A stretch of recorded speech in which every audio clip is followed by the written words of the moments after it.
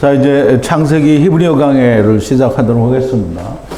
오늘은 창세기 41장 1절부터 13절 사이에 있는 말씀을 가지고 바로에게 꿈으로 하신 말씀을 해석할 자는 누구인가 라는 그런 주제로 오늘 말씀을 듣도록 하겠습니다. 먼저 우리가 하는 말씀을 같이 보죠. 제가 한 절 읽고 또 여러분도 한 절 읽고 교독하겠습니다. 마지막 13절은 함께 봉독합니다.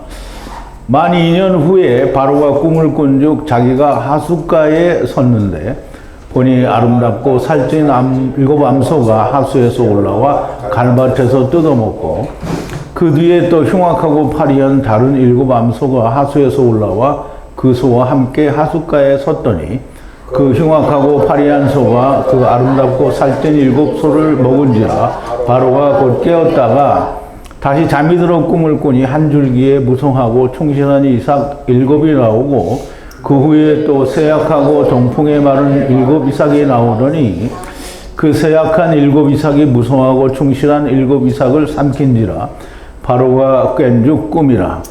아침에 마음이 번민하여 보내어 애굽의 술객과 박사들을 모두 불러 그들에게 그 꿈을 구하였으나 그것을 바로에게 해석하는 자가 없었더라. 술 맡은 관원장이 바로에게 구하여 가로되 내가 오늘날 나의 허물을 추억하나이다. 바로께서 종들에게 도와사 나와 떡 굽는 관원장을 시위대장 집에 가두셨을 때에 나와 그가 하룻밤에 꿈을 꾼즉 각기 징조가 있는 꿈이라. 그곳에 시위대장의 종된 히브리 소년이 우리와 함께 있기로 우리가 그에게 구하매 그가 우리의 꿈을 풀되 그 꿈대로 각인에게 해석하더니 그 해석한 대로 되어 나는 복직하고 그는 매어 달렸나이다. 아멘. 자, 우리 잠깐 기도하겠습니다. 자비하시고 또 거룩하신 또 사랑과 은혜가 풍성하신 우리 아버지 하나님께 감사와 찬송과 영광을 돌립니다.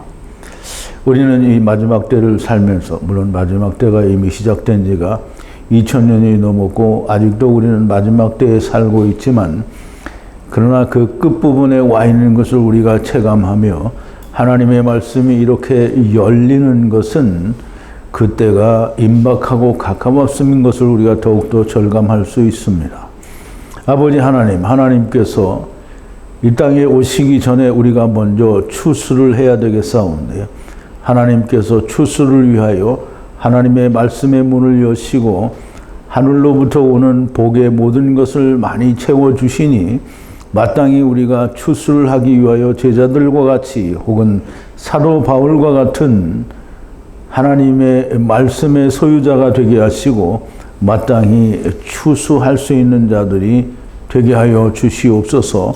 그 말씀을 인하여 오늘도 창세기 41장 바로와 요셉이 만나는 사건을 통해서 우리가 하나님의 말씀의 깊이를 더욱 깊이 깨닫고자 하오니 하나님께서 알려주신 것을 저희들이 바르게 전하고 또 바르게 듣는 귀한 시간으로 인도하여 주시옵소서. 예수님의 이름으로 기도하옵나이다. 아멘.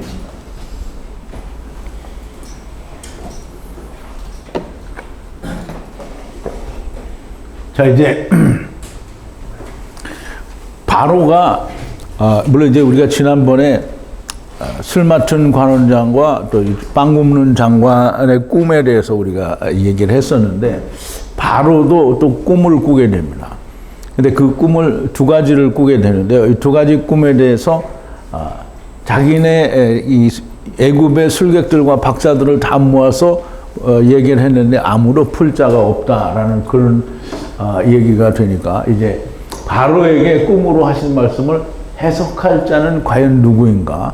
우리가 그런 주제로 오늘 말씀을 좀 듣도록 하겠습니다. 근데 그 말씀을 듣기 전에 먼저 우리가 지난 시간에 술 맡은 장관과 빵 굽는 장관의 꿈에 관한 얘기를 우리가 살짝 좀 되새김을 해보고, 물론 빵 굽는 자보다는 이제 술 맡은 장관의 얘기, 꿈의 얘기가 많이 나오는데요.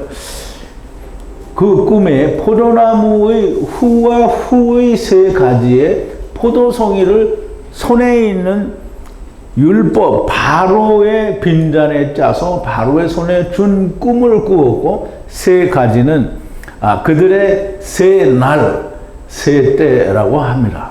그래서 세 날, 그 세 때 동안 술 맡은 장관은 계속 같은 일을 하게 될 것이고요. 태초에 세상에 온 것은 율법의 잔에 포도주를 채우기 위함입니다. 이 말이 굉장히 어렵거나, 야, 그게 무슨 의미가 있는 말이냐, 이렇게 생각하실지 모르겠는데, 율법의 빈 잔에는, 율법은 빈 거예요. 근데 율법의 빈 잔에는 누가 들어가야 되냐면 예수 그리스도가 들어가야 된다라는 얘기를 하는 거죠. 그래서 율법을 채우는 거는 예수 그리스도로 말미암아 채우는 건데요. 예수 그리스도는 포도송이가 열매를 맺은 걸 우리가 이제 예수 그리스도라고 말하죠. 왜냐하면 잠자는 자들의 첫 열매는 예수 그리스도고요. 예수 그리스도가 포도나무의 열매가고, 그리고 모든 가지에 붙은 자들이 포도나무의 열매, 포도송이가 되는 겁니다. 그래서 그거를 짜서 바로의 잔에 채웠다라는 말은 열매들을 짜서 그 결과를 바로의 잔에 채워서 주었다라는 말은 율법이 채워졌다라는 말이고요. 결국 가나의 혼인잔치에서 물이 포도주가 된 것과 같은, 그래서 말씀이 이루어졌다라는 그런 뜻이 됩니다.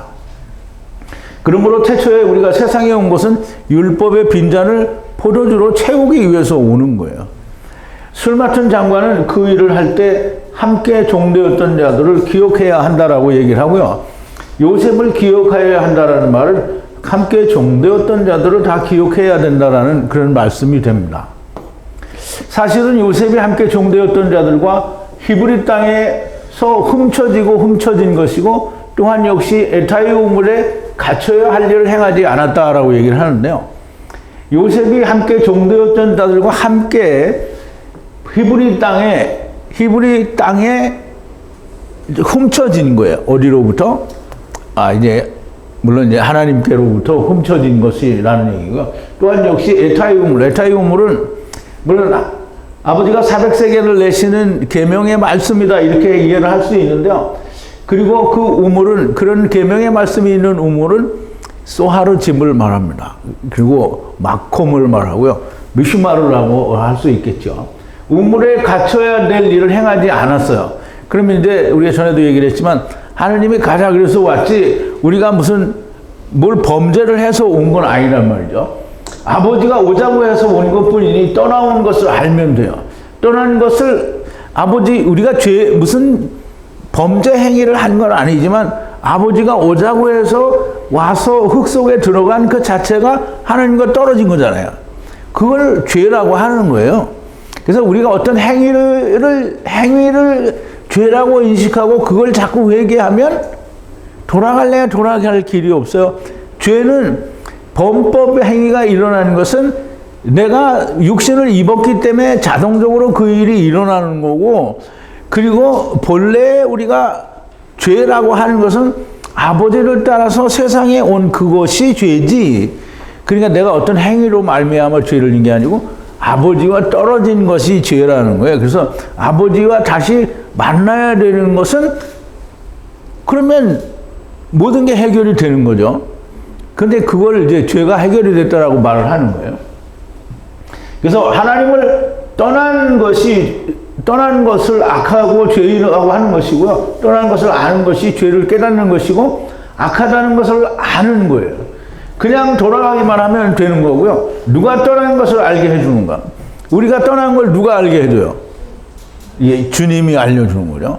주님이 알려주시고, 또 그 사실을 히브리어 성경에 기록하셨어요. 제자된 자들이 곧 술 맡은 장관이 알려주어야 됩니다. 빵 굽는 장관이 자기도 꿈을 꿨다라고 이제 얘기를 하죠. 머리 위에 새 흰 광주리가 보이니, 셋은 새 때를 말하고요. 흰 광주리는 이스라엘을 말합니다.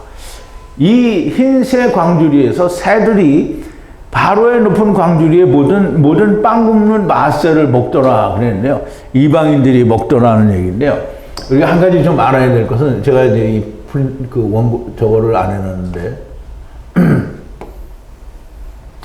새들이, 이 헬라어 원문에는 보면 우라노스,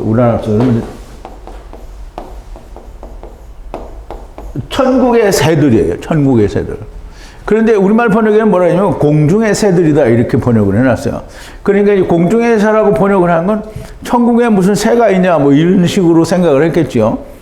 그런데 이게 공중으로 번역이 되려고 하면 예수님이 또는 침례 요한이 아니면 마가복음에서 기록한 그 기록이 회개하라 천국이 가까웠느니라 이렇게 번역을 했으면 틀린 거예요. 그러면 이거를 공중이라고 하려고 하면 똑같은 단어니까 우라노스. 그러면 회개하라 공중이 가까웠느니라 이렇게 해야 되는 거예요. 그러면 말이 돼야 안 돼요. 회개하라 공중이 가까웠느니라. 공중이 뭐가 가까웠는데 지금 여기 있는데 무슨 공중이. 그러니까 천국이 맞아요. 천국의 새라는 말이에요. 그럼 이 새는 뭐냐면 이방인이잖아요. 그러면 먼저 구원받을 이방인들을 얘기하는 거지 무슨 천국의 공중의 새가 무슨 얼어 죽을 공중의 새예요. 그럼 그 새가 공중에 날아다니지 그럼 어디 뭐 그러니까 이게 성경을 좀 바르게 원어를 바르게 이해를 해야 됩니다. 그래서 이 새 흰 광주리는 자기가 자기를 의롭다고 하는 하야타라고 하는 광주리 곧 유대인들을 말하고요. 이스라엘은 세 번째 때까지. 물론 이제 세 번째 때에 메시아 왕국에서 구원받는 사람도 있지만 또 못 받는 사람이 있는 거예요. 그래서 세 때 동안에 이 새들이 먹게 되는 거고요. 또 이제 이 광주리를 먹게 되는 게 아니고 광주리 위에서 새들이 높은 광주리에 있는 즉 율법의 높은 광주리에 있는 모든 빵 굽는 마새를 먹어요. 마새. 말씀으로 이룬 것들을 먹는다는 말이에요. 이방인들이 먹더라는 거예요. 새 광주리는 그들의 세때라. 세때 동안에 이방인이 먹게 된다는 것이고요. 계속 세때 동안 에브타크는 아버지가 육신으로 400세겔을 내서 사로잡아가는 나무예요. 그러면 선악을 알게 하는 나무는 사로 못 잡아가요. 이제 생명나무가 사로 잡아가잖아요. 그러면 거기에 매달리고 새들은 살을 먹게 될 것이다 라고 했어요. 바로의 생일이라고 했는데 바로는 무슨 바로가 생일이 있겠어요. 율법의 생일인데 율법이 세상에 왔어요. 율법이 세상에 온 이유. 그러면 이제 세상에 낳게 된 이유가 뭐냐? 갈라디아서 3장 19절인데요. 그런즉 율법은 무엇이냐? 범법함을 인하여 더하는 것이라 천사들로 말미암아 중보. 여기도 나오죠. 천사가 뭘 줬어요? 율법을 줬죠. 갈라디아서에서도 그렇게 얘기하죠. 천사가 줬다고.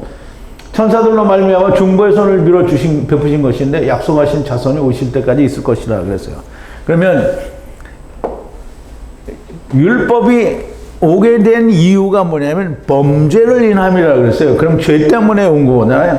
그러면 죄를 깨달으라고 준 거예요. 그러면 죄를 깨닫는 거예요. 지금 떠난 거를 깨닫게 하는 게 율법에 우리에게 주어진 이유예요. 그럼 율법을 통해서 우리는 내가 막 뭐를 잘 지켜서 의롭게 되는 게 아니고 율법을 지키면서 깨닫는 게 뭐냐면 나는 안 되는구나.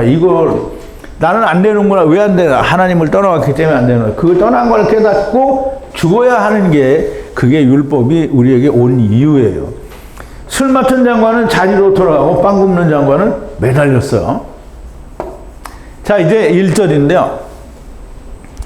그러면 이제 바로가 꿈을 꿔요. 근데 이제 바로의 꿈을 이제 아무도 해석을 못 하는데 두 해 때들이에요. 두 해. 두 해는 이게 전에 먼저 할 때는 두 해의 끝이라고 해서 이제 좀 부족한 설명이 부족했었는데요. 여기서 두 해라는 말은 처음과 나중을 말하고요. 그 처음과 나중에 때, 그래서 때들이에요. 복수예요. 이게 쌍수라고 해서 복수로 되어 있는데요.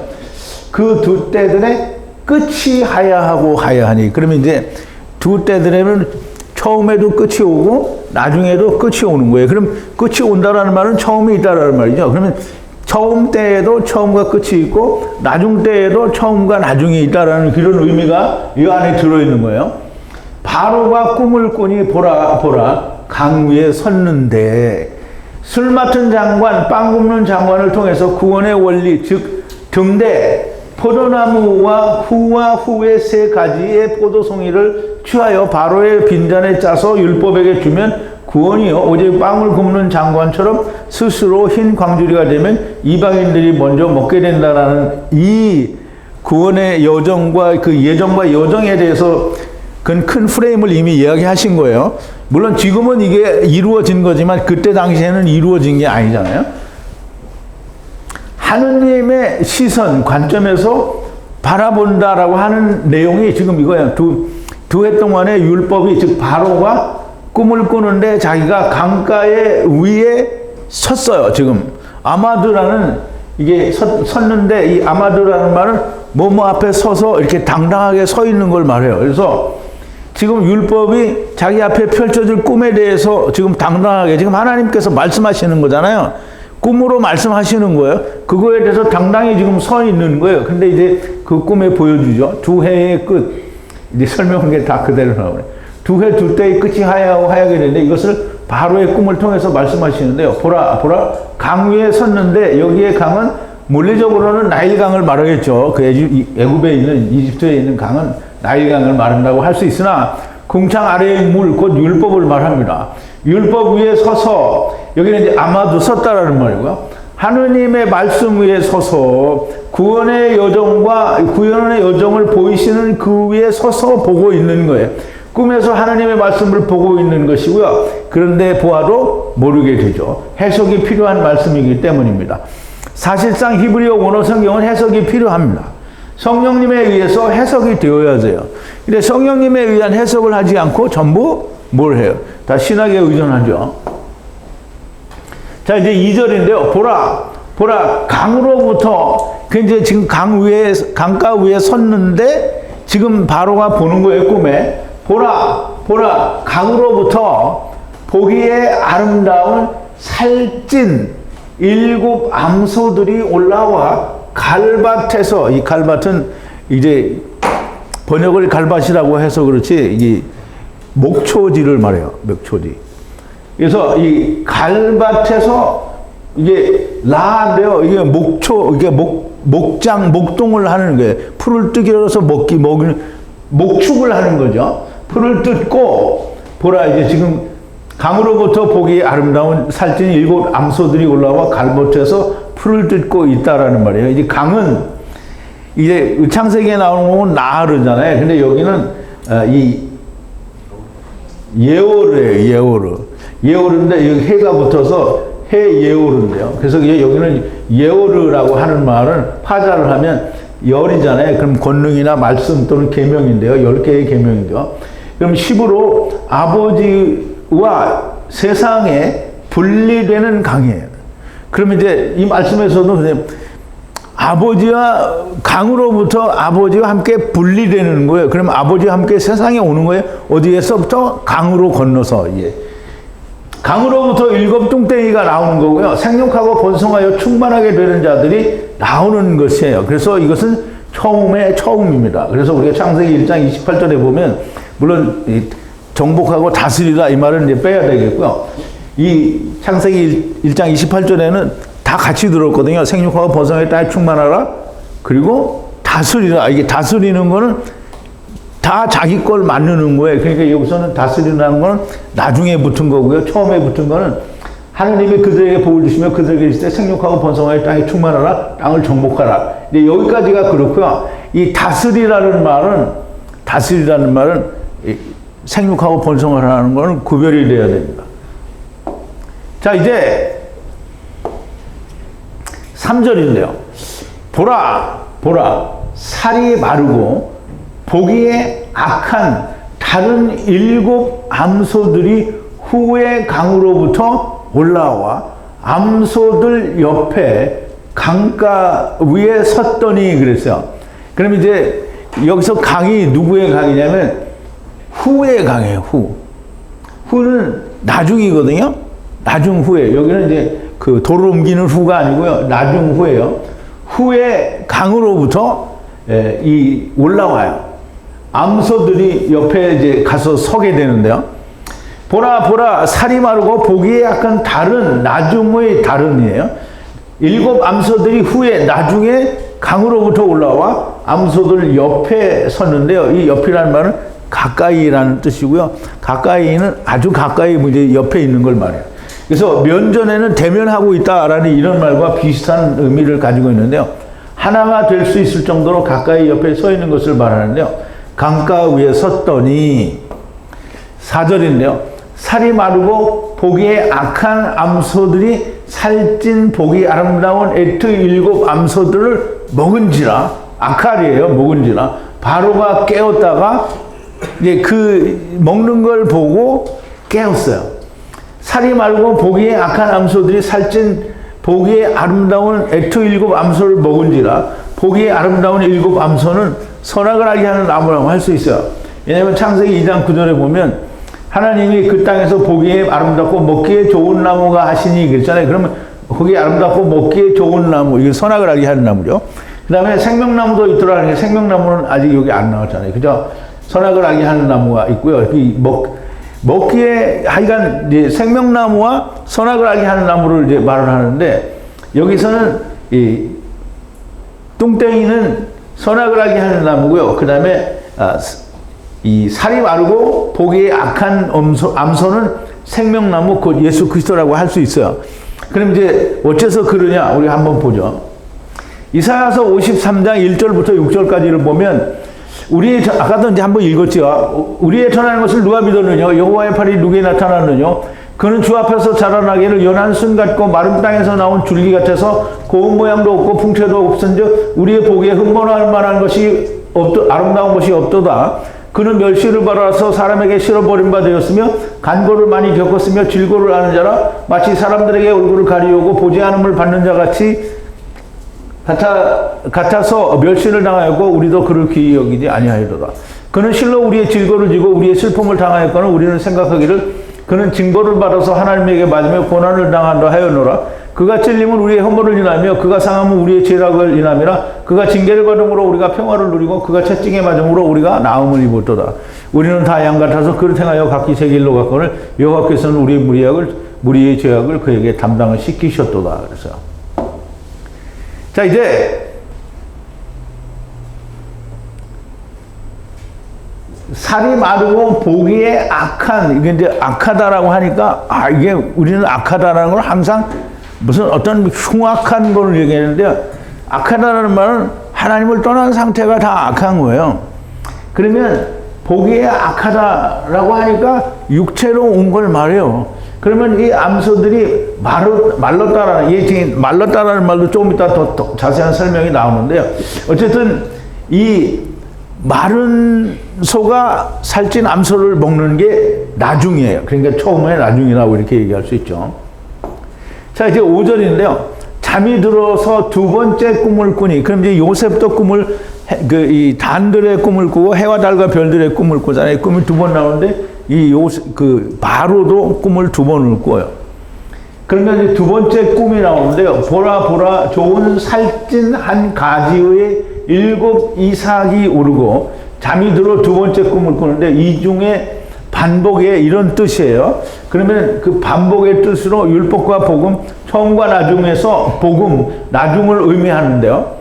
복음, 나중에 꿈을 꾼다는 것이고요. 보라, 좋은 살찐 한 가지의 7 이삭이 오르고, 주님이 오셨을 때 여전히 자기를 내놓는 자들이 있다라는 거예요. 나중이잖아요. 나중은 예수님 오신 다음부터가 나중이거든요. 그럼 나중에도 뚱땡이가 있다는 거죠. 그 나중에 뚱땡이가 누구냐면, 예수님께서 이루시고 난 뒤에도 여전히 자기가 살아있는 자들이 있는데요. 이게 사도행전 15장 1절에 보면, 어떤 사람들이 유대로부터 내려와서 형제들을 가르치되 너희가 모세의 율법대로 할례를 받지 아니하면 너희 구원을 받지 못하리라. 이게 누구예요? 유대인들이에요. 유대로부터 내려와서 오잖아요. 그러면 이제 유대인, 바리새인들 중에 믿는 사람들, 바리새인들 중에 예수 믿는 사람들, 유대인들 가운데 예수 믿는 사람들이 다 유대로부터 온 사람들이에요. 이 사람들이 예수 믿는 것만 가지고 안 되고 모세의 법대로 할례를 받지 않고 아니면 구원을 받지 못한다라고 하죠. 그러면 여기는 할례만을 얘기했는데 다른 데서는 이 안식일도 지켜야 된다. 그리고 율법을 지켜야 된다. 이렇게 말을 하는데, 어쨌든 이 사람들이 예수님이 오셔서 모든 걸 이루셨음에도 불구하고 여전히 예수님과 함께 뭔가를 지켜야 된다라고 말을 하는 거잖아요. 그럼 이제 그거 지키면 사실 안 되는 거죠. 자, 6절인데요. 보라, 후에 동풍에 마른 파리한 7 이삭이 자라나서 그랬는데요. 그럼 이제 우리가 이게 굉장히 중요한 말씀이에요. 보라, 나중에 동풍에 마른 파리한 7 이삭이 자라나서, 동풍이라는 말은 카딤인데요. 카딤인데, 카딤은 고대 케뎀과 어원이 같아요. 그럼 이제 케뎀과 카님은 어원이 같기 때문에 비슷한 의미를 가지고 있어요. 그러면 이제 고대에라는데 거기 이제 바람으로 이제 해석을 해서 동풍이라고 얘기하는데요.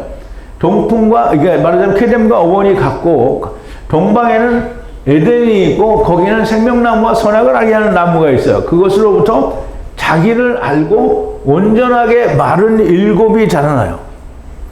앞절에 살찐 이삭이 나중에 처음이고, 이 파리한 마른 7 이삭이 나중이 돼요.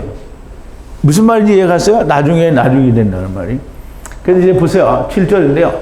파리한 이삭이 가득 찬 살찐 에트 7 이삭을 삼킨지라 바로가 깨니 보라 꿈이니라. 파리한 이삭이 가득 찬 살찐 이삭을 삼킨지라 그랬는데요. 삼켰다라는 말은 이 아칼하고 말하자면 비슷한 의미를 가지고 있는데요.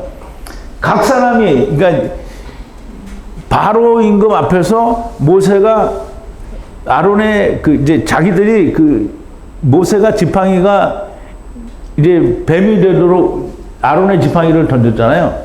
그랬더니 그러니까 애굽의 술객들도 똑같이 그렇게 행했단 말이에요. 그랬더니 각 사람이 지팡이를 던지면 뱀이 되었으나 아론의 지팡이가 그들의 지팡이를 삼키니라 그랬어요. 그러면 이거를 삼켰다라고 하는데요. 이거를 똑같이 삼켰다라는 말을 같이 쓰는 거예요. 삼킨지라. 이게 이제 라가 이게 어쨌든 이거를 파자를 하면 집들을 30으로 안식을 주는 거예요. 그래서 허무가 뚱땡이를 삼키는 걸 말하고요. 허무는 이제 헤벨이잖아요. 그건 이제 우리말로는 아벨이라고 하는데요. 헤벨이 곧 예수 그리스도가 세상을 삼키는 거고요. 바로가 꿈을 깨니 보라 꿈이라. 율법은 하나님의 말씀이지만 해석이 필요합니다. 하나님의 해석, 즉 가르치심이 필요하죠. 요한일서 2장 27절에 보면 너희에게는 주께 받은 바 기름 부음이 너희 안에 거하나니. 그럼 이제 성령이 너희 안에 있다라는 거예요. 이게 누구냐면 요한일서를 받는 수신자 중에 그리스도 안에 있는 자들에게 얘기를 하는 거예요. 그러면 아무도 너희를 가르칠 필요가 없고 오직 그의 기름 부음이 너희 모든 것을 너희에게 가르치며 또 참되고 거짓이 없으니 너희를 가르치신 대로 그들을 주 안에 거하라 그랬어요. 그럼 기름 부음이 가르친다라는 말은 성령이 가르치신다라는 말이에요. 자, 이제 아침이 하야하니 영이 괴로워서 보내어 애굽의 모든 술객들과 바에트 모든 박사들을 불러 바로가 레헴 에트 꿈을 고했고 에브탐 바로에게 해석하지 못하였다라고 얘기를 하는데요.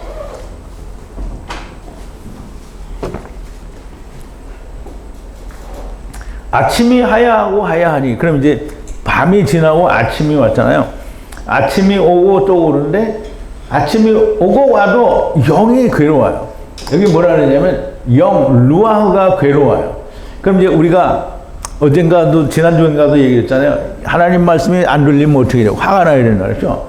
그러면 이제 영이 말씀이 들렸는데 무슨 뜻인지 모르면 영이 괴로워야 돼요. 이게 지금 성경이 하는 얘기예요. 내가 하는 얘기가 아니에요. 하나님 말씀을 들었는데 무슨 말인지 몰라. 그러면 괴로워야 돼요. 근데 교회 다니는 사람들이 하나님 말씀 들었는데 그 말이 무슨 말인지 모르는데 괴로워요? 안 괴로워요? 안 괴로워요. 그냥 아멘 할렐루야 뭐 그렇게 하잖아요. 하나님 말씀은 아무것도 없는데 그냥 아멘 할렐루야 뭐 안 괴로워요. 그러니까 죽어도 모르는 거예요. 괴로워야 돼. 그리고 화가 나야 돼요. 이건 바로도 율법도 화가 나는데 이게 율법을 지킨다는 인간들이 다 지멋대로 지키니까 화가 안 나요. 그냥 할렐루야 헬렐레 하는 거지. 할렐루야가 아니라 헬렐레 하는 거예요. 괴로워서 애굽의 에트 모든 술객들과 바에트 모든 박사들을 불러 바로가 레헴 에트 꿈을 구했어요. 그냥 근데 바로는 이게 율법이죠. 율법이 그냥 세상의 모든 걸 다 가져왔어요. 애굽의 술객들과 바에트 모든 박사들을 불러왔어요. 박사가 이게 뭐냐면 해컴해. 그러면 학함은 뭐냐면 하나님의 지혜예요. 그런데 이 하나님의 그러면 애굽의 술객들이 무슨 하나님의 지혜를 가진 박사가 있냐 이 말인데요. 이게 로마서 1장 22절에 보면 사도 바울은 그래서 스스로 지혜 있다 하는데 스스로 지혜 있다는 자기 스스로 학함이 있다라고 하나 사실상 우둔한 놈이라는 거죠. 애굽의 술객들, 술객이라는 말은 이제 번역을 하면 이제 우리말로는 또는 이제 우리가 이해하기 쉬운 말로 마술사라는 말인데요. 이게 마술사라는 게 뭐예요? 있지 않은 일을 있는 것처럼 보여서 사람들에게 속이는 거잖아요. 그 마술은 속이는 거예요. 근데 사람들이 그거 보면서 재밌어 하죠. 왜냐하면 속아 넘어간 게 재밌는 거예요, 자기가. 근데 속아 넘어간 게 재미있으면 그니 마술사의 그거를 보고 속아 넘어간 게 좋아서 막 박수 치고 막 그게 누구냐면 오늘날 교회 다니는 성도들이에요. 왜냐하면 하나님의 말씀을 전한다고 강단에 선 사람이 하나님 말씀을 얘기 안 하고 세상 얘기만 막 얘기해서 그거 듣고 막 좋아서 박수 치고 아멘 이렇게 하는 거잖아요. 근데 거기 하나님 말씀은 있었어요, 없었어요? 없어요. 그러니까 하나님 말씀이 없는데 있는 것처럼 말하는 사람은 전부 술객이고요. 그리고 거기에 다 넘어가서 박수치고 아멘 하는 사람들은 마술사 구경하는 사람들 똑같은 거예요. 자, 이제 모든 술객들과 박사들을 불러 바로가 레헴 에트 꿈을 구했는데요. 구했다란 말은 이제 여기 사페로인데요. 나가도 아니고 사페로에 자세히 설명을 한 거예요. 에브탐 바로에게 지금 아버지가 세상에 와서 400세겔을 내야 되는 그 말씀을 가진 바로에게 그걸 해석하지 못했어요. 이게 바로가 가진 거는 정말 좋은 말씀을 가진 거예요. 율법 안에는 이게 있다라는 말이에요.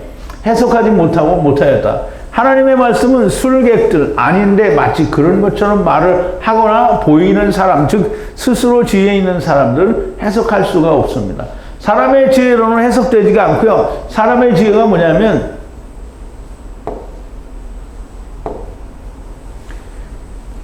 그러나 우리가 온전한 자들 중에서 지혜를 말하노니 이는 이 세상의 지혜가 아니요 또는 이 세상에 없어질 관원의 지혜도 아니요. 이게 우리말로는 이게 그럴듯하게 이해가 되죠. 근데 원어에는 뭐라고 되어 있냐면요. 지혜. 그런데 그 안에 완전한 지혜를 우리가 얘기한다 이 말이에요. 그런데 그 영혼도 아니고 이도 저도 통치자의 영혼도 아니고 그럼 지혜가 뭐냐면요. 지혜는 영혼을 말하는 거예요. 그러면 이 세상의 통치자의 영혼도 아니고 또 멸망되어질 이 영혼도 아니라는 거예요. 그러면 이제 지혜가 뭐가 됐어요? 영혼이 됐죠. 그러니까 이제 세상에서 말하는 그 지혜, 영혼은 또 멸망되어질 영혼, 그럼 이제 우리가, 그러니까 이제 성경을 정말 잘 이해를 해야 되는 거예요. 구약 성경에 보면 영혼에서 영혼까지라는 말이 있어요. 그러면 이 영혼에서부터 영혼까지는 어떤 순간에 물질세계가 시작됐고 어떤 순간에 물질세계가 끝나는 때까지를 말하는 거예요. 근데 이 안에가 뭐냐면 이것도 영혼이에요. 근데 이 영혼은 뭐냐면 통치자의 영혼이고요. 그 다음에 파괴되어질 영혼이에요. 그러니까 이거는 지혜가 아니라는 거예요. 진짜 지혜는 영혼과 영혼 밖의 영혼을 말하는 거예요. 그러니까 최초의 물질세계 바깥에 있는 영혼을 말하는 거예요. 그래서 물질세계를 뛰어넘는 하나님의 나라의 영혼을 말하는 거예요. 그래서 이 사람의 지혜라는 건 뭐예요? 이 땅에 관한 얘기를 하고 있고 사람의 지혜라는 것은 땅에 관한 걸 영원하다라고 그렇게 이야기하고 있으면 그게 다 사람의 지혜인 거예요. 그러면 우리가 지혜가, 이제 사람들의 지혜가 뭐예요? 전부 막 땅의 걸 바라보는 거잖아요. 그럼 이 영혼과 영혼 사이의 아이온, 즉 이 세상에 관한 것만 이야기를 하는 거예요. 그게 사람의 지혜. 사람의 모든 지혜로 만드는 해석은 세상 통치자의 영혼이고 멸망받을 영혼이고요. 신학, 번역 성경, 과학, 천문학, 모든 세상 지식은 해석할 수가 없습니다. 하나님만이 해석을 해요. 9절인데요. 술 맡은 장관이 말하니라. 에트 바로에게 내가 에트 형벌의 때를 기억한다고 말하니라. 이게 술 맡은 장관이 요셉의 바른 꿈 해석으로 자리를 복직한 사람이에요. 곧 바로의 빈잔에 포도를 짜서 바로에게 주는 자가 곧 해석자, 곧 하나님을 이야기하는데요. 하나님이 함께 하야하고 하야하는 요셉을 이야기하는 거예요. 내가 에트 형벌의 때를 기억한다. 즉 내가 당신에게 형벌을 받던 때, 즉 소하르 감옥에 갇혔을 때를 생각을 하는데 그 소하르 집에 갇혀 있을 때를 기억하는데 그때 함께 갇혔던 히브리 소년이 있었는데 히브리라는 말은 강을 건너왔다라는 뜻이라고 얘기했잖아요. 그러면 강 건너온 소년이에요. 그러면 그 소년은 누구냐면 예수를 말하죠. 그래서 강 건너온 그 소년에 대하여 말을 하게 되는데요. 10절인데요. 바로께서 종들 위에 놓아사 시위대장 에트 감옥집에 에타이 바에트 빵 굽는 장관과 함께 주셨었다. 즉 다시 말하면 이 율법에 우리가 다 범죄한 자잖아요. 그러니까 이 술 맡은 장관과 이 떡빵 굽는 자가 본래 직책이 그런 게 있었던 게 아니고요. 그냥 그 감옥에 갇힌 자는 다 세상에 갇힌 자잖아요. 그러면 요셉도 다 같이 함께 갇힌 자예요. 근데 그 중에 그 꿈을 꾼 자가 두 사람이 있는데, 물론 이제 술 맡은 장관과 빵 굽는 장관이에요. 이제 이거는 전부 세상 사람들을 대표하는 거예요. 즉, 구원받는 자의 대표가 술 맡은 장관이고요. 그리고 멸망받는 자의 대표가 빵 굽는 자인 거예요. 그렇게 해야 빵 굽는 자가 이스라엘이 되는 거고요. 그리고 구원받은 자는 카탄들이 되는 거죠. 자, 이제 바로께서 종들에게 다 이제 선악을 알게 하는 나무를 먹고 다 소하르 집에 갇혀 있는데 그 중에 구원받는 자와 구원받지 못하는 자의 대표로 꿈을 꾸는 자가 두 사람이 나오는데 그게 술 맡은 장관이고 하나는 빵 굽는 자예요. 그러면 시위대장의 감옥에 있는 즉 빵 굽는 장관과 함께 주셨었는데 율법을 가진 자, 선악을 알게 하는 나무를 먹은 모든 자가 소하르 집에 갇혔는데 그 중에 술 맡은 장관도 빵 굽는 장관도 있다라는 그 말이에요. 그러면 그 중에 구원받는 자도 있고 구원받지 못하는 자도 있다라는 그 말을 하는 겁니다. 자, 이제 11절인데요. 후의 나 그리고 후의 남자. 그럼 이제 후의 나는 처음에 이게 돌을 옮기는 자의 나와 그리고 돌을 옮기는 자의 율법을 말하는 거예요. 그러면 한 밤에 꿈을 꾸었는데 해석이 있는 꿈을 꾸었다 그랬어요. 그러면 술 맡은 장관은 후에 나고요. 복음이 후에 나고요. 그 다음에 후에 남자는 빵 굽는 장관이고 율법을 말하는데요. 한밤에 꿈을 꾸었는데 해석이 필요한 꿈을 이제 각자가 꾸게 된 거죠. 후에 나는 예수 그리스도의 복음 안에 있는 자요. 후에 남자는 항상 율법에 매여 있는 자를 말하고요. 새들이 자기들의 광주리에 서서 높은 율법 광주리의 마새를 먹을 때까지 그래서 이 메시아 왕국이 오기까지 율법의 메인 자를 말하는 거예요.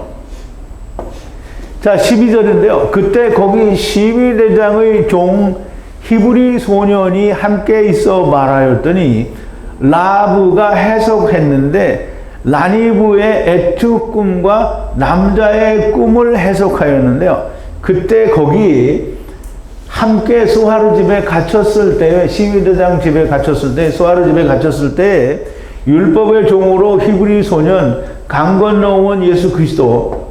이 강 건너온 예수 그리스도가 뭐냐면 요단강 건너왔다는 걸 말하고요. 야곱이 내가 믿음과 성실 이걸로 두 막대기를 가지고 요단을 건넜는데 두 때나 이루었다라고 얘기를 하잖아요. 그것처럼 하늘로서 내려온, 그러니까 누가, 예수님이 하늘로서 내려온 것은 내 뜻을 행하려 함이 아니요 나를 보내신 이의 뜻을 행하려 함이니라. 나를 보내신 이의 뜻은 내게 주신 자 중에 내가 하나도 잃어버리지 아니하고 마지막 날에 다시 살리는 이것이니라 그랬잖아요. 그러면 하늘로서 내려온 게, 그게 야곱이 요단강을 건넌 것처럼 이 예수 그리스도가 하늘로서 내려온 것은 강을 건너온 거를 말하는 거예요. 그러면 히브리 소녀는 강을 건너온 예수 그리스도가 있어서 말을 하였더니, 라브가, 예수 그리스도가, 즉 이제 요셉이 해석을 하였는데, 라니브, 나의 에트 꿈과 남자의 꿈을 해석하였는데, 요셉, 하느님 예수 그리스도의 해석은 간단합니다. 구원과 복음과 심판, 율법을 말해요. 즉 술 맡은 장관은 구원이고 떡빵 굽는 자는 구원이 아니다라는 이제 그 말을 하는 거죠. 자, 13절인데요. 분리하는 해석대로 하야하는데, 라니브는 에타이대로 자리로 돌아가는 바에트바는 매달리는 것으로 하야하였다라고 얘기를 하는데요. 분리하는 해석대로 하야하는데, 라니브는 에타이, 나는 아버지께서 400세겔을 내시는 계명대로 자리로 돌아가고, 바에트바는 매달리는 것으로, 매달린다는 게 400세겔을 내고 아버지와 아들과 내가 하나 되는 말씀을 이루는 은혜예요. 매달리는 것도 은혜예요. 것으로 하야하였다. 400세겔을 내고 30의 은혜를 받는 걸 말해요. 수명을 다해 죽으면 음부를 거쳐 둘째 사망에서 구원을 받게 되는데요. 그걸 말하는데, 마가복음 9장 43절에 보면 50절까지요. 만일 네 손이 너를 범죄케 하고도 찍어내버리라. 불구자나 영생에 들어가는 것이 두 손을 가지고 지옥에 꺼지지 않은 불에 들어가는 것보다 나으니라. 만일 네 발이 너를 범죄케 하고도 찍어버리라. 절뚝발이로 영생에 들어가는 것이 두 발을 가지고 지옥에 던지는 것보다 나으니라. 만일 네 눈이 너를 범죄케 하거든 빼어버리라. 한 눈으로 하나님의 나라에 들어가는 것이 두 눈을 가지고 지옥에 던지는 것보다 나으니라. 거기는 구더기도 죽지 않고 불도 꺼지지 아니하느니라. 사람마다 불로서 소금치듯 함을 받으리라. 소금은 좋은 것이로되 만일 소금이 그 맛을 잃으면 무엇으로 이를 짜게 하리요. 너희 속에 소금을 두고 서로 화목하라 그랬어요. 너희 속에 소금을 두라, 율법을 두라는 거죠. 율법으로 서로 화목하라는 거예요. 율법으로 서로 어떻게 화목을 해요? 먼저 하나님과 화목이 돼야 형제들과도 화목이 되죠. 자, 이제 거기는 구더기도 죽지 않고, 구더기는 누구라 그랬어요? 지렁이, 이스라엘을 말한다고 했죠. 거기 죽지 않아요. 왜냐하면 육신이 없잖아요. 그 영이 들어가 있는데 죽을 리가 없죠. 불도 꺼지지 아니하느니라. 하나님의 불도, 거기는 장작불이 아니에요. 장작불은 타다가 꺼지죠. 근데 하나님의 불은 꺼지지 않아요. 그리고 사람마다 불로서 소금을 치듯 하느니라. 불로서 소금이 이렇게 우리가 고시래 하고 뿌리는 소금이 아니고요. 소금 언약을 말해요. 불로서 소금 언약에 자꾸 불을 때리는 거예요. 그러면 소금 언약에 자꾸 성령으로 두들겨 맞으면 소금 언약이 어떻게 돼요? 딱 열려지고 풀려지는 거죠. 그래서 소금은 좋은 것이라도 만약 그 소금이 그 맛을 잃으면 무엇으로 이를 짜게 하려고 그랬어요. 소금 언약이 이루어진 것을 나타내고 보여주면 좋은 거지만, 그걸 못하면 어떻게 해요? 아무 소용이 없는 거죠. 그래서 이루면 무엇으로 이를 짜게 하리오라고 이야기를 하는 거예요. 자, 이제 들리는 사람들에게는 진실로 오묘한 하나님의 말씀이 됩니다. 그러나 들리지 않는 사람에게는 이상한 이단의 소리로 들릴 수밖에 없는 겁니다. 이것을 다른 말로 하면 술 맡은 장관이 되는 것이고 빵 굽는 장관이 되는 거예요. 이게 무슨 말이냐면, 들리는 사람은 술 맡은 장관이 되는 거고요. 들리지 않는 사람은 빵 굽는 장관이 되는 거라 이 말이에요. 또 다른 말로 하면 하느님의 하신 것을, 히브리어 성경을 성령님의 가르치심대로 믿는 것을 말하고, 사람의 지혜로 믿는 것을 말하는데, 사람의 지혜로 믿는다는 것은 아직 내가 살아있다라는 것을 말하는 거예요. 내가 살아있다라는 것은 주님이 내 안에 계시지 않는다는 것이요, 강팍한 자라는 것을 말하는 겁니다. 주님의 이렇게 말합니다. 나는 너희에게 이르노니 너희는 너희 원수를 사랑하며 너희를 핍박하는 자를 위하여 기도하라. 이게 마태복음 5장 44절에 나오는 말인데요. 또 네 이웃을 사랑하고 네 원수를 미워하라 하였다는 것을 너희가 들었으나 나는 너희에게 이르노니 너희 원수를 사랑하며 너희를 핍박하는 자를 위하여 기도하라 그랬어요. 그러면 우리가 이제 제가 술 맡은 장관과 빵 굽는 장관을 뭐 서로 이렇게 이건 구원이고 이건 아니다 이렇게 잘라서 말을 하는데, 하나님은, 예수님은 내 이웃을, 원수를 미워하고 내 이웃을 사랑하고 원수를 미워하라, 이게 율법이에요. 그런데 그렇게 하지 말고 이제는 원수도 사랑하라 그랬어요. 원수는 나의 가장 큰 원수가 누구예요?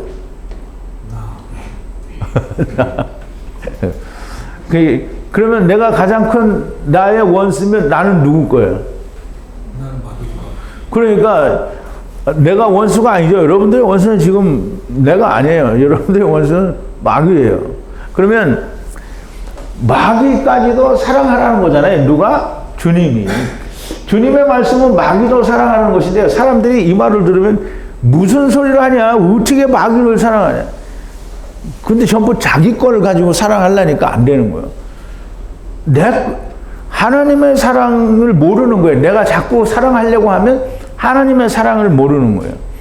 그러면 하나님의 사랑을 아는 사람은, 마귀는 자기 일을 하러 온 거잖아요. 마귀도 당연히 구원을 받아야 돼요. 그래서 성경에는 마귀를 위해서 아비멜렉을 위해서 미시테를 베풀잖아요. 미시테를 베푸는 건 뭐예요? 예수 그리스도 십자가의 죽으심을 베푸는 거잖아요. 그러면 하나님의 사랑으로 사랑하라고 그랬는데, 여기 사랑하라는 말은 뭐냐면, 우리가 이 사랑을 헬라어를 따라서 뭐 아가페 사랑, 뭐 에로스 사랑, 또는 필레오 사랑 이렇게 하는데, 사랑은 다 똑같은 사랑이에요. 필레오도 하나님이 자기 아들을 사랑한다 그럴 때 필레오를 썼어요. 그러니까 필레오는 뭐 친구 간의 사랑이다, 이게 절대 그렇지 않고요. 근데 여기는 우리가 그 하나님의 사랑, 신적인 사랑이라고 하는 아가파오라고 했어요. 아가페. 아가파오는 원수를 어떻게 하라고요? 아가파오 하라는 거예요. 원수를. 마귀를 이렇게 하라는 거예요. 그럼 마귀를 사랑하는데 마귀 밑에 있는 사람은 사랑을 하겠어요? 못 하겠어요? 그러니까 마귀는 우리의 형제는 아니지만 그 안에 있는 다른 지체들은 사실상 형제잖아요. 사랑을 해야 돼요. 그러니까 자꾸 내 사랑으로 사랑하지 말고 하나님의 사랑, 주님이 나를 위하여 죽으신 그 사랑을 그 사람이 알도록 하게 하는 게, 그게 주님의 사랑을 사랑하는 거예요. 그런데 마귀도 아가파오로 하라고 하시는데, 원수 같은 말. 이게 이제 우리가 여기 보면 지금 마누라 때문에 교회 잘 모르는 사람 중에 이제 마누라 원수잖아요. 그게 우리 유기적 한 달에 한 번씩 오는데, 이 마누라가 원수 같고 남편이 원수 같은 사람이 있어요. 그러니까 이제 사랑할 생각은 안 하고 다 욕을 한단 말이지. 이거 뭐 저놈 죽일 놈의 남편, 죽일 놈의 예편네, 이거 다 이렇게 뭐 그렇게 한단 말이에요. 근데 사람으로 사랑하면 그렇게 할 수밖에 없어요. 그런데 하나님의 사랑으로 사랑하라는 거예요. 근데 이제 보세요. 이게 우리가 잘 생각해야 되는데, 내가 누구를 미워하잖아요? 그럼 자기를 미워하는 거예요. 이게 절대적인 겁니다. 가령 예를 들어서 내가 남편이 미워, 남편을 미워하잖아요. 자기 둘이 한 몸이잖아요. 예, 세상 말로 해도 부부는 일심동체라고 하는데 같은 사람이잖아요. 성경으로 말하면 더욱더 하나죠. 그러면 그 사람이랑 나랑 하나인데 그 사람에 대해서 막 저주하고 욕을 해대. 아유, 저런 그냥 죽일 놈, 저거 그냥 지옥에나 갈 놈. 이렇게 하면 누가 지옥에 가려면? 내가 가야 돼요. 그게 가면 나 따라가야 되거든. 그러니까 거기다 대고 욕을 하면 안 돼요. 이게 혹시 부인한테 그렇게 욕하는 사람 있어? 근데 그런 사람은 없으리라고 생각이 되고, 혹시 부인한테 그렇게 욕해요? 안 해죠? 네, 그게 안 해요. 왜냐하면 욕을 하면 그게 나한테 하는 거거든. 그게 기껏해서 하나님 말씀 듣고 구원을 얻는다고 지금 믿는데, 마누라한테 막 저 지옥 갈 놈, 그러면 마누라 가면 자기 따라가야 돼. 이게 상대방한테, 누구에게든지 상대방을 저주하고 욕을 하면 자기한테 하는 거하고 똑같은 거예요. 이제 우리가 둔너서 침을 다 뱉어서 어디에 떨어져요? 자기한테 떨어지잖아요. 그러니까 내가 누구든지 미워하는 건 자기 얼굴에 똥칠하는 거예요. 그래서 하나님의 사랑으로 사랑을 하라는 거예요. 사람은 그 사랑을 받을만 하면 받아줄 것이요, 만약에 받아줄만 하지 않으면 그 사랑이 내게 오는 거예요. 근데 내가 저주를 했어요. 저주를 했는데 그 사람이 그걸 받을만 하지 않아. 그러면 저주가 누구한테 와요? 나한테 오는 거예요.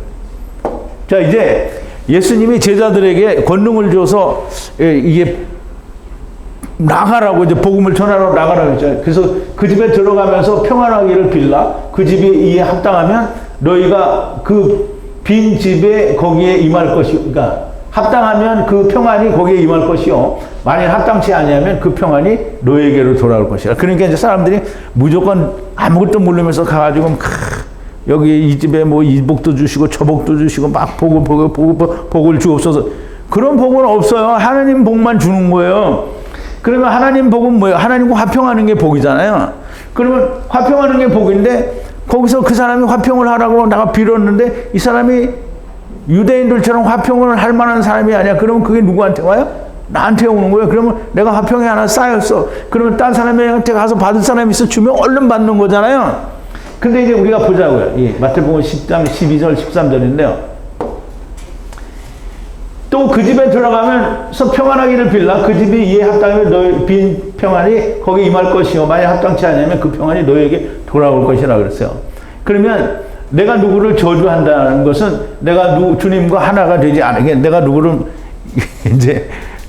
막 저주해. 그러면 하나님이 내 안에 있는 거예요? 없는 거예요? 없는 거예요. 그러면 저주한다는 것은 내가 주님과 하나가 되지 않았다는 것인데 그런데 상대가 구원받은 자다. 그러면 내가 막 이 사람을 저주해요. 그러면 이제 누구 이제 잘 오는 사람 말고 그 이제 오는 사람을 막 못 가게 막고 이제 넌 거기 가면 뒤져. 너는 이단에 빠졌으니까 너무 그냥 지옥 갈 거야. 이렇게 저주하는 사람이 있잖아요. 그러면 이미 하나님의 사람이 되는데 그 저주가 합당하겠어요? 합당하지 않겠어요? 그럼 합당하지 않으면 누구한테 가요? 저주한 놈한테 가는 거예요. 그러니까 우리가 누구를 어떻게 해서든지 간에 뭐 꼴배기 싫거나 저게 막 이렇게 해서 욕을 하거나 저주하면 절대 안 되는 거예요. 그러면 저주하면 그게 누구한테 온다고요? 나한테. 그러니까 이제 그놈이 받을 놈인지 못 받을 놈인지 모르지만 무조건 빌어야 돼. 그래서 안 받으면 다 나한테 오는 거니까. 그거 하라는 거예요. 사람이 누구를 저주를 자꾸 계속했어. 근데 그 사람이 그거에 받을만 하지가 않아. 왜냐하면 구원받은 사람이기 때문에. 그럼 그 저주가 누구한테 온다고요? 나한테 오는. 그 잘못하면 갑자기 죽을지도 몰라요. 그러면 아니 저주가 왔으니 갑자기 죽을 수도 있는 거잖아요. 그러니까 내가 죽지 않기 위해서 나를 위해서 사랑을 해야 돼요. 나를 위해서. 절대적인 거예요. 사랑을 해야 돼요. 주님 잘 보세요. 주님 저주한 사람들이 다 어떻게 됐어요? 저주하면 안 돼요. 그러니까 누구한테 욕을 하거나 아이 저놈 새끼 쌍놈 새끼 저거 지옥 갈 놈 새끼 이거를 하면 절대 안 된다니까. 왜냐하면 그게 나한테 올지 모르는데. 그러면 어차피 올지 안 올지는 모르지만 그래도 혹시 오면 좋은 게 뭐예요? 복을 빌어줘야 되니까. 그러면 못 받을 복이면 나한테 온다니까. 그러니까 복을 빌어주고 이쁘게 해주고 좋게 해줘야 되는 거예요. 그러니까 우리는 전부 뭐라 그래요? 내가 여기서 맨날 저주한다고 그러는데 그 저주는 알고 하는 저주는 괜찮아요. 왜 사람들 복 받으라는 거잖아요. 근데 모르는 사람들은 뭐라 해요? 다 저놈 새끼 지옥 가서 뒤질 놈이라고 하는 거잖아요. 근데 그건 있을 수 없는 얘기잖아요. 그러니까 그런 거 하지 말고 무조건 사랑해야 됩니다. 이게 좀 요셉 얘기하고 이제 꿈 얘기하다가 느닷없이 이 얘기를 했는데요. 이걸 하다가 이미 준비를 해놨기 때문에 안 할 수가 없어서 이제 꼭 이 말을 하고 싶어서 이제 했어요. 어쨌든 이제 우리가 이 바로의 꿈을 해석할 수 있는 사람은 세상에 애굽의 술 맡은 그러니까 술객들이나 아니면 자기 스스로 지혜 있다라고 하는 박사들은 아무리 바로가 뭐 하느님 아버지 아닌 뭐 얼마나 중요한 말을 하느님 아버지 말씀보다 중요한 게 없어요. 근데 그거 아무리 해도 해석할 수가 없어요. 그걸 해석할 수 있는 사람은 오직 한 사람 하느님 한 분뿐입니다. 그러니까 요셉이 하나님과 항상 함께 있는 분이니까 해석을 하는 거예요. 오늘 우리가 하나님의 말씀의 해석을 세상 신학에 의존하잖아요. 문제 내일도 또 같은 얘기를 할 거기는 하지만 신학이 하나님입니까? 그런데 우리가 하나님 말씀이 잘 해석이 안 되면 이건 해석을 하면 되는데 신학적으로 이거는 검증이 안 됐다. 그럼 신학이 하나님의 근데 신학을 하느님처럼 모시는 사람들이 있어요. 그게 누구예요? 유대인들이에요. 그게 오늘 이방인들 중에 예수 믿는 사는 사람들이 다 그래요. 신학적으로 검증이 안 됐다. 아니, 왜 하나님의 말씀을 신학적으로 검증을 해? 하나님이 신학에게 검증을 당해야 돼? 그게 이제 그렇게 말해놓은 사람들은 자기들이 무슨 말 했는지도 모르죠. 어쨌든 우리가 이제 오늘은 여기서 이제 창세기 히브리어 강의를 마치고요. 내일 또 요한복음과 특강 그리고 또 다음에 나오는 요셉이 바로의 꾼 꿈을 어떻게 해석을 하는지. 이제 오늘 저는 이 문장에 있는 그대로 해석은 해드렸어요. 또 근데 요셉이 하는 해석은 또 다릅니다. 지금 바로가 꿈 얘기를 요셉에게 할 때 조금 또 꿈의 얘기가 달라져요. 그래서 또 해석이 조금 달라지는데요. 그리고 정작 요셉이 꿈에 대해서 해석을 완전하게 내려주는 그 해석은 또 달라요. 그럼 이제 이게 오늘 들은 것과 또 내일 듣는 것과 또 그 다음 주에 가서 듣는 요셉의 꿈의 해석에 대한 차이를 우리가 느껴가면서 하나님의 말씀의 깊은 의미를 알고 우리가 하나님을 좀 더 많이 깊이 알아가는 저와 여러분들이 되기를 바랍니다. 우리 기도하시겠습니다. 거룩하신 여호와 아버지 하나님, 감사와 찬송과 영광을 돌립니다. 오늘도 바로가 꾼 꿈이 어떤 꿈인지, 또 바로는 왜 그 꿈을 해석을 못하는지, 또 그 꿈의 해석을 위하여 바로가 동원한 인물들은 누구인지, 근데 그들은 왜 해석을 할 수 없는지 오늘 우리가 깊이 생각해 보았습니다. 하나님이 말씀을 주셨으니 하나님의 말씀은 오직 하나님만이 해석하실 수 있고 하나님께 기름 부음 받은 자가 하나님의 말씀을 풀어낼 수 있습니다. 술객들과 자기 스스로 지혜 있다 하는 자들은 어떠한 방법으로도 하나님의 말씀을 풀 수 있는 길은 없는 것이라고 성경이 우리에게 못 박아 말씀해 주고 있습니다. 우리가 오직 하나님께로부터 하나님의 기름 부음 받은 자에게 하나님의 말씀을 들을 수 있는 자들이 되게 하시고 그 말씀을 듣고 또 보는 귀와 눈을 가진 자들이 되게 하여 주시옵소서. 예수님의 이름으로 기도하옵나이다. 아멘.